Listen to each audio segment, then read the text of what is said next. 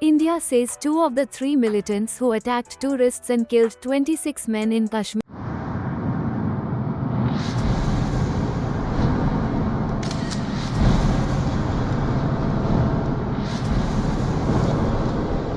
Spraying pesticide on his parched vegetables 1 street away from the Indus River, Pakistani farmer Homla Thakur is worried about his future. The sun is at its peak, the river is running very low, and India has vowed to cut supplies upstream after a deadly militant attack in Kashmir.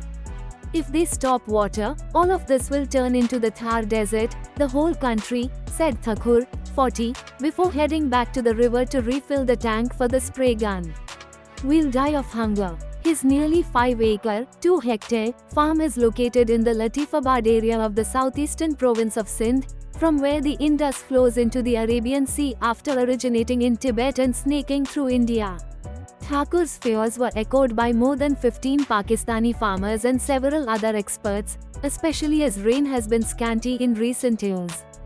For the first time, India on Wednesday suspended the World Bank-mediated Indus Waters Treaty of 1960 that ensures water for 80% of Pakistani farms, saying it would last until Pakistan credibly and irrevocably abjures its support for cross-border terrorism.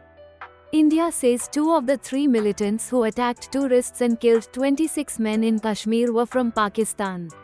Islamabad has denied any role and said any attempt to stop or divert the flow of water belonging to Pakistan will be considered as an act of war. The treaty split the Indus and its tributaries between the nuclear-armed rivals. Government officials and experts on both sides say India cannot stop water flows immediately, because the treaty has allowed it to only build hydropower plants without significant storage or dams on the three rivers allocated to Pakistan. But things could start changing in a few months.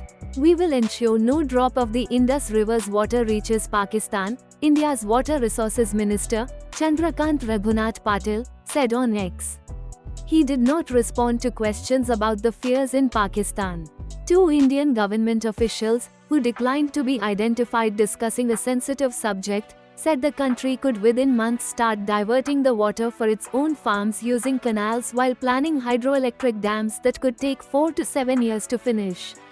Immediately, India will stop sharing data like hydrological flows at various sites of the rivers flowing through India, withhold flood warnings and skip annual meetings under the Permanent Indus Commission headed by one official each from the two countries, said Khushwinder Vora, a recently retired head of India's Central Water Commission. They will not have much information with them when the water is coming, how much is coming, said Vora, who was also India's Indus Commissioner and now advises the government occasionally. Without the information, they cannot plan. And it is not just agriculture, a shortage of water will also hit electricity generation and potentially cripple the economy, economists say. Waqar Ahmed, economist and team led with UK consulting firm Oxford Policy Management, said that Pakistan had underestimated the threat of India walking away from the treaty. India hasn't got the kind of immediate infrastructure to halt the water flows, especially during flood times, so this period creates a crucial window for Pakistan to address the inefficiencies in its water sector, he said. There are a lot of inefficiencies, leakages, running disputes. In recent years, Indian Prime Minister Narendra Modi's government has been seeking to renegotiate the treaty and the two countries have been trying to settle some of their differences in the Permanent Court of Arbitration in The Hague over the size of the Kishanganga and Ratley hydroelectric plants' water storage area. We can now pursue our projects in free will, said Vora. In a letter on Thursday, India told Pakistan that circumstances had changed since the treaty was signed, including population increases and the need for more cleaner energy sources, referring to hydropower. A World Bank spokesperson said it was a signatory to the treaty for a limited set of defined tasks and that it does not opine on treaty-related sovereign decisions taken by its member countries. Nadeem Shah, who has a 150-acre farm in Sindh where he grows cotton, sugarcane, wheat and vegetables, said he was also worried about drinking water. We have trust in God, but there are concerns over India's actions, he said. The three rivers meant for Pakistan, a country of 240 million people, irrigate more than 16 million hectares of farmland, or up to 80% of the total. Ghasharib Shomka of Pakistan Agriculture Research, a Karachi research firm, said India's actions inject uncertainty into a system that was never designed for unpredictability.